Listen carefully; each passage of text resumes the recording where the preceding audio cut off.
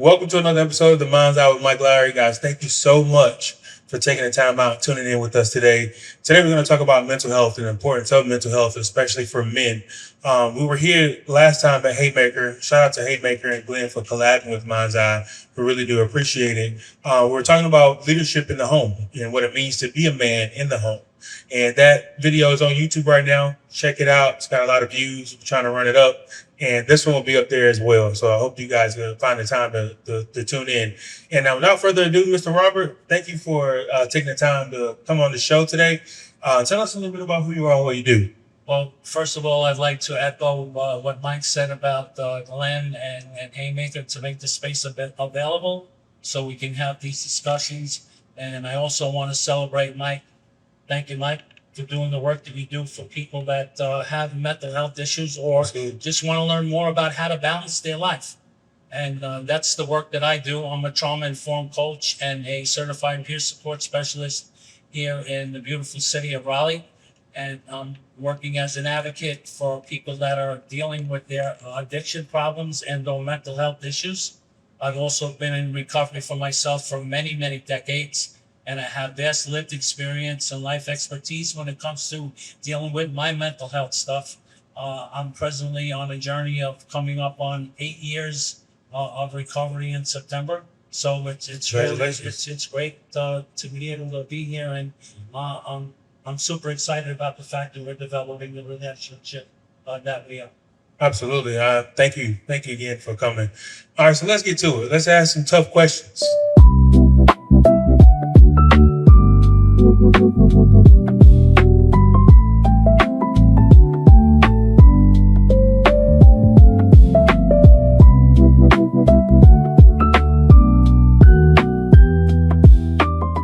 All right. First question is, why do so many men feel pressure to suffer in silence instead of asking for help when they're struggling mentally and emotionally? Wow. I tell you, there's something about that one word called stigma. We grew up, especially in this country, where men don't cry and men need to carry the load, and we're supposed to be all powerful. You look at society and the world of business, and it seems like, men are at the head of every line. There's so many different things that puts men first. So how can we be soft? How can we be vulnerable? I know that I don't fit that mold, and maybe that's why I've had so many mental health issues in my life, because I wasn't accepted, to be able to express myself the way that I really feel. So hopefully through conversations like this, more men will get the idea that it's okay to be a human being. Absolutely. Absolutely. I want to piggyback on the society. Our society norm has basically told us that men don't have a right to feel. Men don't have a right to show, the expression and what it is that might be dealing with within themselves. Like, you got your homeboy, you tell your homeboy that, man, I'm dealing with something. He tells you to suck it up, be a man about it. Then you got your female or your significant other, if you will, expressing to them what's going on. And then somehow they find a way to throw it back on you or make it about them. So after a while of so many times of that, you find yourself not saying anything and you holding all that stuff inside. And so we're just creating spaces to make sure men can have an outlet, even if it's not at home or even if it's not with their homeboy, you can still find spaces. All right, so let's move along. Okay. How has a traumatic experience from your past continued to impact your relationships, self-worth, or decision-making today? Well, what I have to do is talk about trauma. And my level of trauma and how I was predisposed in this lifetime was because of the abuse that my mom took while she had me in her belly. So the thing is that my DNA was impacted, and when I did come out of the womb and I started to, start my journey in this lifetime, there was nothing but dysfunction around me. And I was always told that I was, a distraction, or I was a nuisance, or why don't you stop asking questions about being so creative? Why do you want to play the drums? Why do you want to dance? Why do you want to act and sing? And those things weren't acceptable. So it's all back to the fact that I believe I had a lot of feminine energy in my life, and my family was very, how could I say, kind of like backwoods. So they didn't embrace that. And I think I've Right. carried that throughout just about everything. And it's only through the therapy and stuff that I've gone through that's helping me get an understanding of what that's about. Yeah, I'd say my past, as far as relationships is concerned, is being a father. Being a father has been one of the most hardest things I've ever had to do. Not just because of my ability, of just sometimes the difficulty you have to go through with just showing up. You know, especially when relationships don't necessarily work out, or relationships kind of go their separate way, and you're still kind of stuck with the child and trying to figure out a way to co-parent, trying to figure out a way to give the best interest to the child. And that's probably been one of the most difficult things that I've done, because it's caused me to have issues with trusting people.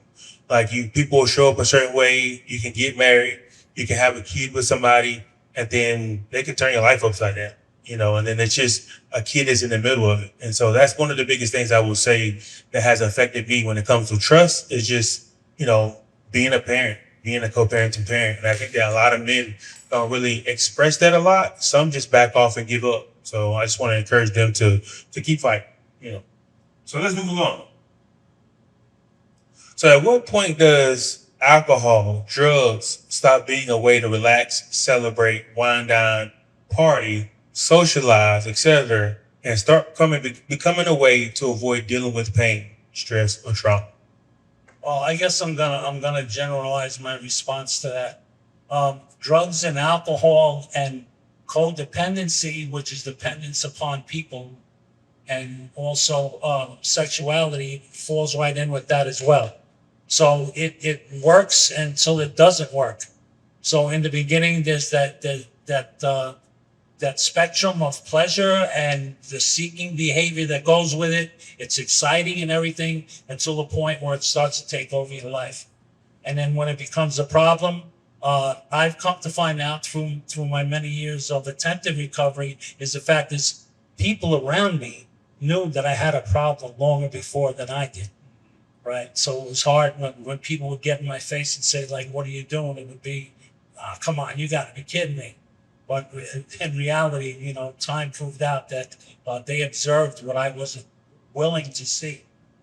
Yeah, I'd say, like, once you get to a point where you're kind of home by yourself, you're not engaging, there isn't a celebration, and you find yourself in need of some sort of drug, whether it's alcohol, whether it's, you know, marijuana, whether it's whatever choice of drug you use, and some other things could be sex. Some people use that as a way to escape, a way to cope with what it is that they're dealing with. They would rather, you know, sleep with people that they don't even connect with or don't even like, only because they're really trying to fill a void. Codependency for sure. I suffer Codependency. with that as well. Yeah. Absolutely. So these are just ways that, like, people can acknowledge when they're kind of going left, and then you can kind of like catch those left moments and kind of be pulled back right when you find yourself at the house just drinking every day by yourself. When you find yourself dealing with people you don't like, you dealing with them for comfort. When you find yourself in those spaces, that's when you know that you need help. You need to go find it. So what message did you receive growing up about what it means to be a man, and how have those messages affect your mental health as a man? Also, if you haven't had any influence, how did that affect you as a man as well? Hmm. Sometimes having no influence or being ignored is a greater detriment than having somebody yelling at you and telling you what you should be. I had absolutely no guidance. The thing is that my family of origin modeled behavior, which I learned and which was a detriment to my upbringing. So the thing is, I never got a message as to what it meant to be a man, or to be mature, or how to handle a situation. I always got yelled at and says, well, you just better get it right, or you better fix that, or like, what the F is wrong with you? And I was basically looked at as a distraction and how can I say, a nuisance in my family of origin. Yeah, I would say for me, I did actually have pretty good male influence. My dad was there, was a great father, had good uncles that showed up and supported me. My dad always taught me to, regardless of whatever situation that you're in, no matter how negative it can be, if you look hard enough, you can find some positive in it. And so, you know, when you're a kid, you don't really like think about that, you know, that message at the time, until you get older and then you start saying some of the same things to your own child. and realizing those things were influential, even though I wasn't listening at the time. I speak them out loud now. So I did have a lot of good male influence, and I think that that helped shape a lot of who I am as well as a man. So I'm grateful for that. So, well, Thank you for that. Yeah, appreciate that. no problem. So, what would change in your life if you gave yourself the same compassion and grace that you offer others? If I had it before, because I definitely have it now, through the pains of my recovery and the journey that I've been on, the only way I could have survived was to be able to love myself. My mental health had gotten so bad and my self-loathing was so radical that I used to stand in front of the mirror and punch myself in the face to the point where I couldn't take the pain anymore. And what I've learned in this phase of my recovery is I stand in front of the mirror and look myself right in the eye and say, Robert, I love you. So, some of these things need to be self-taught. Some of these things I had to learn by going through multiple years of nothing but emotional pain. So I'm grateful to be here. So I can this is a healing situation for me too. So I want to thank you for being here. Yeah, that's what this is for. And believe it or not, people don't realize how much talking to yourself, giving yourself self-encouragement is very motivating. You can get through a lot just by speaking life into yourself. So I'm glad that you were turned the corner by doing that. Yes, thank you. So how has the fear of appearing weak, vulnerable, or incapable prevented men from speaking openly about their emotional pain? And what has that caused you? So in other words, you've hadn't been able to speak, about how you feel, about your vulnerability, about finding safe spaces. What do you think that has cost you? What it has cost me is, and that's a good question because it makes me dig deep down inside and understand the damage that took place because I couldn't express myself. There were no reliable men in my circle of influence. You mentioned uncles or family friends. I couldn't understand why nobody stood up to the abuse and all the other stuff that was going on in my family of origin.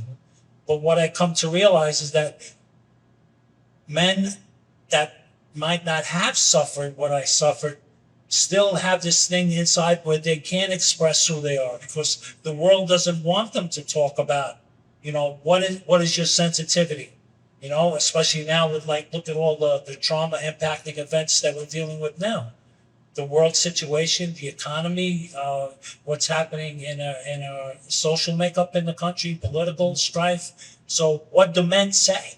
Even the men that are in power don't know how to wield their power. They don't know how to take care of what needs to be taken care of. I believe that men, as a species, I think men are at a point of being at the crossroad. Oh, I agree. I think we definitely are at a point of being a crossroad. I think that we have found ourselves in relationships too long because we're afraid if we're vulnerable, they might leave. And so it's kept us in many situations longer than we should have been. We should have left a long time ago, but for some reason, the idea of having them around is more important than us being able to have an outlet. When if we remove these people that won't allow us to be vulnerable, then we can make room for people that does care about our mental health, that does care about who we are, who we're becoming. So oftentimes your breakthrough is based on who you still have in your life that needs to go, so that you can make room for the people that are supposed to come in your life. That's really important. And that's, brings up the issue of boundaries, and I believe that some of the stuff that you're mentioning and my codependency ruled my life. It definitely fueled my addiction and my negative mental health, because my mom abandoned me when I was like 18 months old. So I went through relationship after relationship trying to plug up that hole. And then I used drugs and alcohol, or all sorts of crazy behavior, and lo and behold, I've recovered from it. Well, we're grateful that you're on the other side of those things. Thank you, my brother. Yes, sir. So what does the phrase "it's okay not to be okay" truly mean to you, and why do many men still struggle to embrace it? Man, it is okay not to be okay. Some days I'm okay, and other days I'm not okay. I used to be not okay for weeks, months, and probably years. Now I'm at the point where I'm not okay for maybe moments or minutes or hours or a day or maybe two.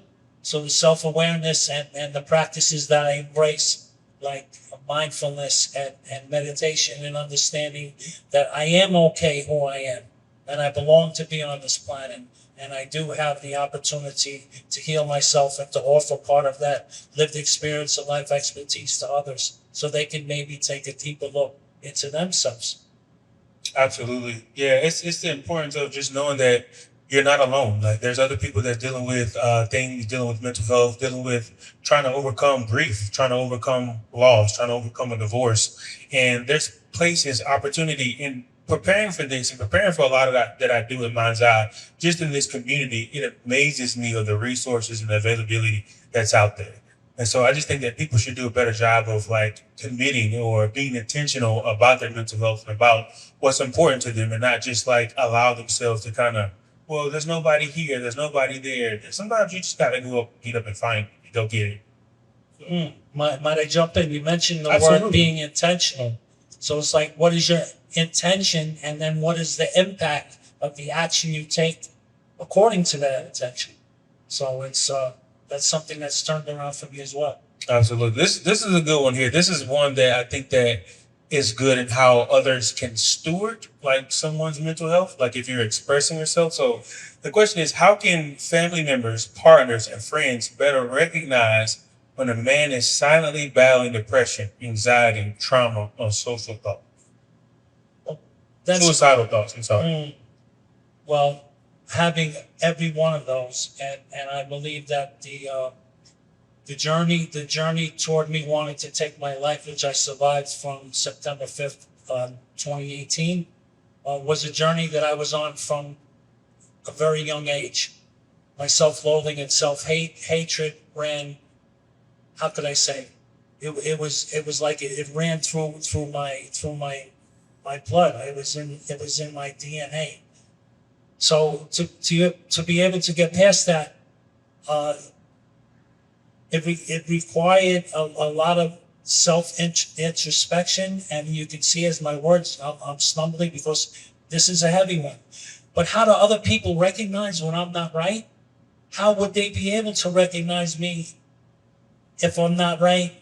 If I didn't let them know who I was. Absolutely. So the thing is that if we don't let people know who we are, how are they going to know when we're not right? Absolutely. The importance of that though is knowing who to be vulnerable with. You can't be vulnerable with everybody. Being vulnerable with everybody can put you in a place where you're kind of going backwards, if you will, because they're not stewarding it correctly. But I would say that, for the person on the other end is just listening. Like, sometimes people don't need solutions. They just need you to listen. They need to understand where you're coming from. And one of the biggest things that with the things that I've dealt with and gone through that people have said to me is do more, try harder. You should fight more.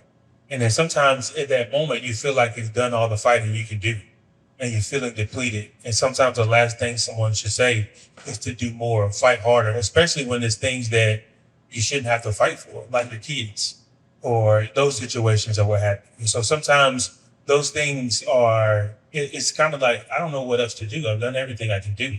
So when someone tells you that, it's like, well, now I feel a little kind of more depleted because I can't do anything else. So The word fight is kind of loaded.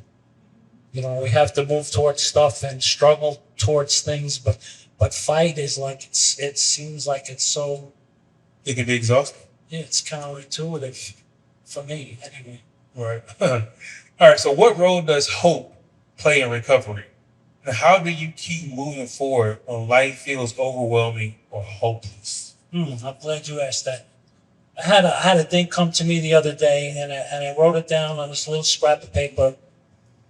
And hope, a distant drum beat. You start that again.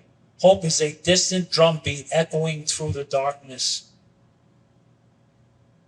What you need to change is inside you. We all have unconventional solutions. We're all unique individuals, and we're living in a collective. So we need to embrace those unconventional solutions in order that we can bring out beauty to the collective so we can keep that hope alive, because you might be able to see something in me that you don't see in yourself, or I might be able to see it in you. And it helps me to stay more in touch with the human spark that keeps me alive. And then I have unseen wounds which bleed more than those that can be seen. So I need to make sure that I take care of myself and understand that I've come this far, that there is hope, and it ain't over yet. And you help me understand the hope that I have today, Mike, because you invited me here Absolutely. to do this with you. Absolutely. Thank you. Absolutely. You're welcome. You're welcome. Anyways, yeah, so I met Mr. Robert through a Pathway to Entrepreneurship. It's a program just like for small businesses to kind of get grants and funds necessary to kind of help grow the business. And I was talking to the guy. He was like, man, I'm going to introduce you to Mr. Robert. He's kind of in the mental health field as well. He's doing stuff in the community, giving people second chances or what have you. And I realized that like when you're in business, like the thing you have to have the most is hope. And sometimes when you think that like things are kind of going by the wayside, like the support really isn't there, you're not sure what to do, but then you keep going. And then as long as you continue to keep going, you find yourself in these programs, connecting me with people like Robert. And here we are here today, developing a relationship in a moment where I felt like hope was lost. And so like, as you continue to move forward and you continue to do because God has called you to something. And what hope is the most a lot of times too, is like when you kind of feeling lost and lonely and you're walking down the street and somebody says, man, I watched that last episode that you did, man. I really appreciate that. It was such and such, such and such. And in my mind, I'm thinking like, man, it's not getting the traction I thought I was going to get, but it was helping that one person. And that one person gives me the hope to get right back in gear, to get right back in these moments, to have these conversations, because if I can help one and then that person go and tell somebody else and it grows from there. And hope comes from just doing the work, being out here, being available, and people seeing you and they recognize you. Yeah, I like to tell a little story. There's a guy who's walking down like a rural pathway, right? And he falls into a ditch, and like it's about an 8-foot high ditch, and like he can't get out. He's been trying for hours. Then he hears somebody walking by and he's yelling, "Hey, help me! Hey, help me! Hey, help me!" So this guy walks over to the edge of the hole, and he looks down and he says, I can't reach you. He says, I don't know what to do. He says, but I'm an accountant. When you get out and you need help with your taxes, come to see me. I'll do your taxes for free. So the guy says, oh no, woe is me. So the accountant walks away, and a couple hours later, this other person walks by and he's yelling, help me, help me, help me, help me. And this guy looks over the edge and he says, oh wow, you're too far down there. He says, I don't know what I'm gonna do. He says, I can't help you. There's no way. I can't reach you. He says, but I'm a lawyer, and if you ever have a problem with your legal situation, come and see me, and I'll give you pro bono legal services. So a couple hours goes by, and this guy's short. He's crying. He's like wondering, like, what am I going to do? I'm losing hope. He says, what happens? So he's yelling and screaming, and somebody comes by, and like all of a sudden, the guy jumps down in the hole. And the guy who's originally in the hole says, well, what are you doing? He says, let me tell you, my brother, I've been in this hole just like you, and I know the way out. So that's what Mike and I are doing. We jump down in the hole with you, and we're going to help you find your way out. And that's what hope really is about. That we walk together, shoulder to shoulder, hand in hand, heart to heart, and sometimes even soul to soul. So that's what this is about. 100%. We cannot do this alone. Amen. All right. So this is going to switch gears a little bit because that was good. Now I'm about to go a little dark right after that. But listen, have you ever experienced suicidal thoughts? I know you touched on that before, or emotional darkness. And what helped you find a reason to stay and keep fighting? What was the one thing that helped you stay and keep fighting? Well, the history that took me to what I call my grand calamity, which actually turned into the Great Awakening, was the fact I told myself, I'm going to give this after they rescued me or whatever, and I found myself in a treatment center a couple of days later. I said to myself, there's one or two things that are going to happen. Either I'm going to learn how to do this suicide thing the right way and accomplish what I set out to do, or recovery will grab me by my ass and make a change. So obviously here I am, 7 years plus, and I allowed the recovery to make a change. I was blessed with the fact that I had a therapist that took me on the journey of the inner child. That was where my wounds were. And that's the investigative and the explorative work took place. That's where the transformation started to happen. So I'm grateful for Anne. Anne delivered me to myself and from myself at the same time. That's awesome. I'm so glad God spared you. We're grateful to Him for that. For me, I can't say I've ever experienced suicidal thoughts, but I can say that most of us have probably experienced like what darkness feels like, and feeling at times feeling hopeless. But I think that when you're in a good place and you're in good spirits is when you create your foundation. And when you create your foundations, you create the people around you, your family, your friends. You have real conversations with them. So then when something does go wrong, you know who to call because the foundation is built. So I think that's so important that like, yeah, you're doing well right now, but do you have community? Do you have somebody that you can call if something doesn't go right? If you don't, then while you're in your highs, you need to build that foundation. Definitely agree. All right. As we talked about before, there are some unhealthy coping mechanisms men commonly use, such as alcohol, isolation, sex, overthinking. But what are some healthier alternatives men can use to cope with life challenges? First of all, when you sit on the good days, Mhm. when you're clear-minded, to start to understand that you need to develop some sort of, I should say, I needed to develop self-awareness techniques. I need to understand myself, so when I start to find myself sliding in one way or one direction or another, then I'll know what to do.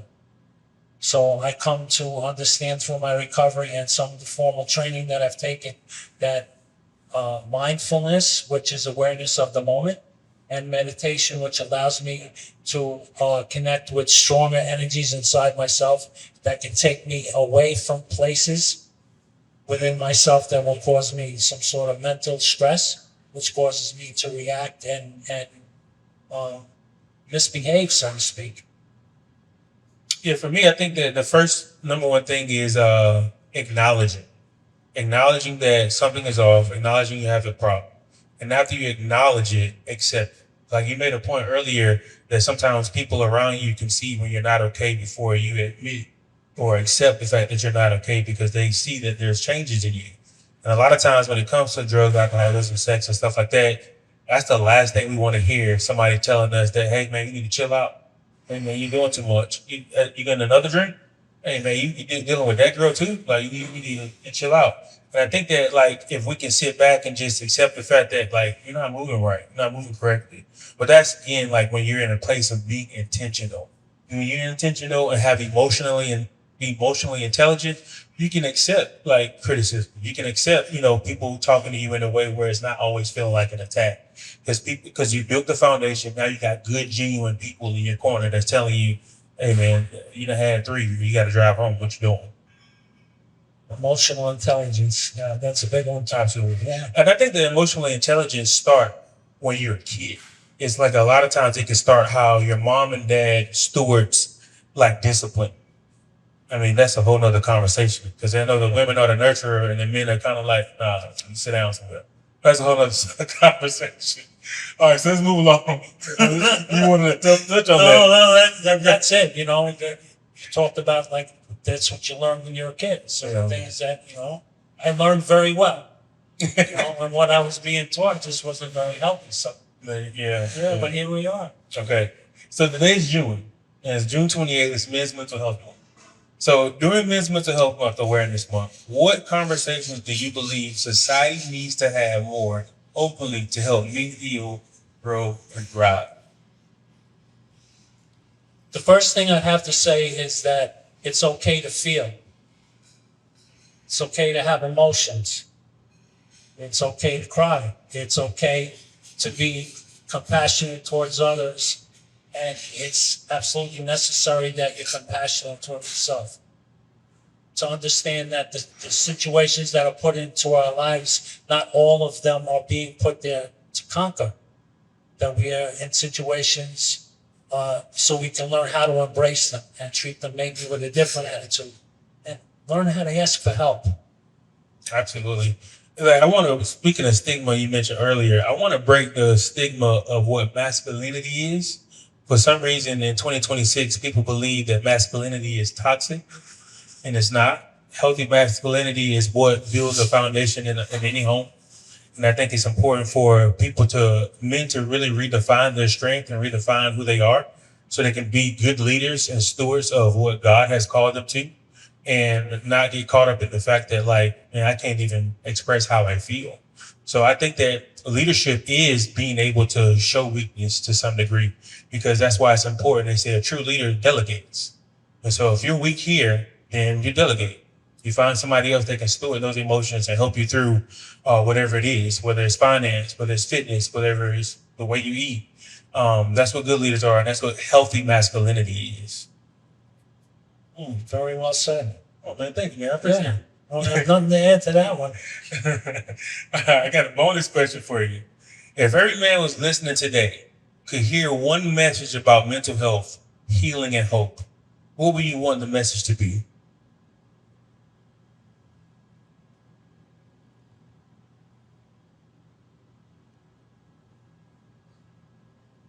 We're all in this life for a reason. And embrace the challenges as well as the gifts with acceptance, love, and compassion. Be your true self to yourself, and you'll be amazed at the things that will develop around you. Be open to life. Absolutely. I would leave the people, men, with, like, you are not alone. I know I said it before, you mentioned it too, is being intentional. Being intentional about everything that you want to do. Like, men are much more than what we can provide. You know, we have real feelings. We care about stuff. Stuff breaks our heart too. And just understanding that you need to find good community. Like, if you got a group of guys and saying, hey man, we're going to this church, mental health event, or whatever the case may be, show up. Regardless of what you may have or do for a living, not everybody has access to therapy. Not everybody can afford therapy. So if you can find safe groups, that community groups, there's a lot of resources here in the community. There's Step Up Ministries. There's a Raleigh Rescue Mission. There's transformational life coaches, which we are. There's therapists. Be intentional. Be just like you want to make money. Be intentional about your mental health as well. So with that being said, I need 2 volunteers. I need a male volunteer and a female. We got 1 female volunteer right there. All right. And Mr. James, would you be happy to volunteer? Sure. Absolutely. I'm so grateful and thankful for the volunteers. They have a lot of courage because they don't know what they're volunteering for. Right. So what I'm going to do is I'm going to actually approach the 2 of you individually, and I'm just going to ask you like 1 or 2 questions about mental health. Is that okay with y'all? All right.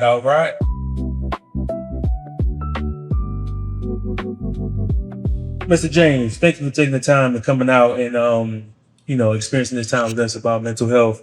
If you could change one thing about how society talks to our youth men especially, about what their emotions are, or what would you say that the conversation needs to be that would be a lot more clearer for the youth to understand, and so they can realize that their mental health is important too?